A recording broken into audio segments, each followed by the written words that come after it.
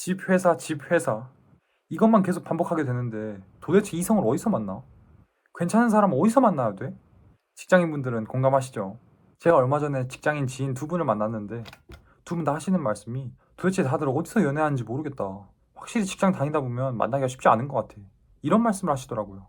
그래서 흔히들 하게 되는 게 소개팅인데 이게 소개팅이 또 은근히 부담스러운 부분들이 많죠. 일단 소개해줄 친구가 별로 없는 경우도 많고 친구한테 약간 아쉬운 소리 해야 되고 잘 안 되면 좀 뭔가 그렇고 또 소개팅 막상 하게 되면 너무 격식 차려야 되는 거 아닌가 이런 생각도 들고 이런 이유 때문에 소개팅 하기가 좀 그렇다고 하는 분들이 꽤 많더라고요. 이런 분들이 그렇게 집, 회사 반복하다가 어느 날은 너무 외로워서 한번 해볼까 하게 되는 게 있는데 그게 바로 소개팅 앱이에요. 이게 주변 친구가 추천하거나 SNS에서 잘 된 사례들 보면 살짝 혹합니다. 이상한 사람들 많을 것 같은데 그래도 혹시나 하는 마음에 깔게 되죠. 오늘은 이렇게 소개팅 어플에 관심을 가지게 된 직장인분들을 위해 소개팅 앱의 진실, 특히 그 구조적인 문제에 대해 말씀드리겠습니다. 결론부터 말씀드리면 소개팅 앱 추천하지 않습니다. 남자건 여자건 추천하지 않아요. 이 장기적인 좋은 만남을 갖기가 굉장히 어렵다고 생각하는데 그렇게 될 수밖에 없는 이유를 말씀드릴게요. 첫 번째입니다. 성비.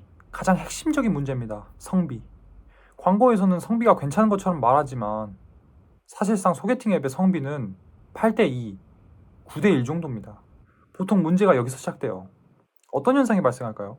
여자가 확연히 적다 보니까 여자는 여자라는 이유만으로 좋아요와 대시를 많이 받게 되고 그중 가장 괜찮은 남자와 연락을 하게 됩니다. 반면에 남자는 어떨까요?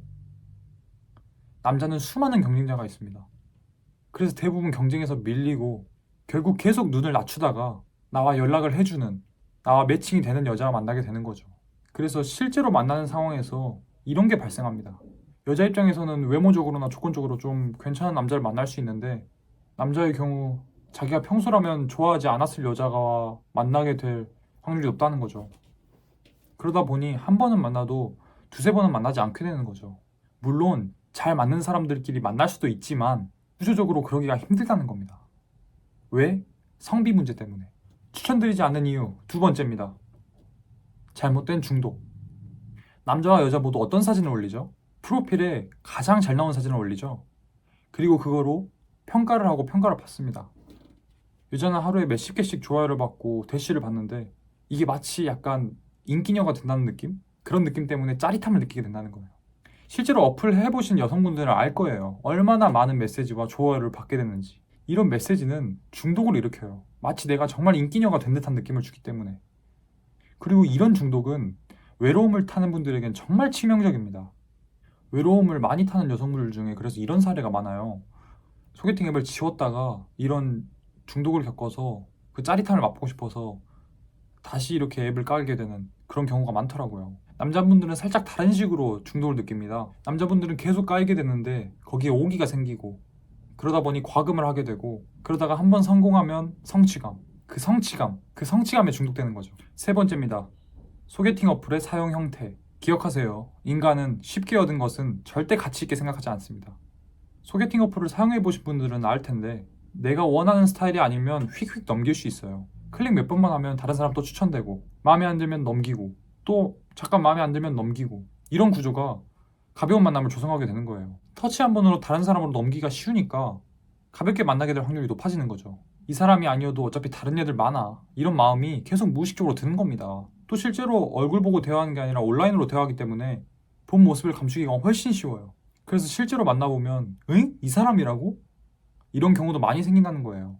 자, 이렇게 소개팅 어플을 추천드리지 않는 구조적인 이유 세 가지를 말씀드렸는데 이 소개팅 어플을 써보신 분들이 항상 하나같이 하는 말들이 있어요. 항상 특정 단어를 말씀하시더라고요. 제가 후기를 보고 되게 깜짝 놀랐어요. 바로 공허감입니다.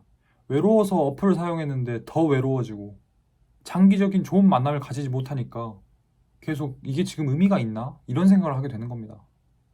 오케이, 소개팅 어플 추천 안 하는 거 알겠다. 그럼 너는 뭐를 추천하냐? 저는 오프라인 취미 모임을 추천하는데요. 너무 본인 취향대로 선택하시면 성비가 깨져 있는 경우가 되게 많을 거예요. 그래서 성비를 잘 확인해 보시고 모임에 들어가시는 걸 추천합니다. 똑같은 일상과 똑같은 환경에서는 절대 인연을 만날 수가 없어요. 휴대폰 어플을 사용하기보다는 실제 환경에 변화를 주셔서 새로운 이성을 만나시기를 추천합니다. 괜찮은 모임이다 싶으면 들어가서 사람들과 소통을 해보세요. 단순히 이성을 만나는 목적이 아니라 거기 가서 다른 사람들과 얘기를 해보고 그 다음에 잘 지내다 보면 기회는 많이 널려 있습니다. 남자 또는 여자를 소개해줄 지인을 만들게 될 수도 있는 거예요. 오늘 내용이 도움이 되셨다면 좋아요와 구독 부탁드립니다. 감사합니다.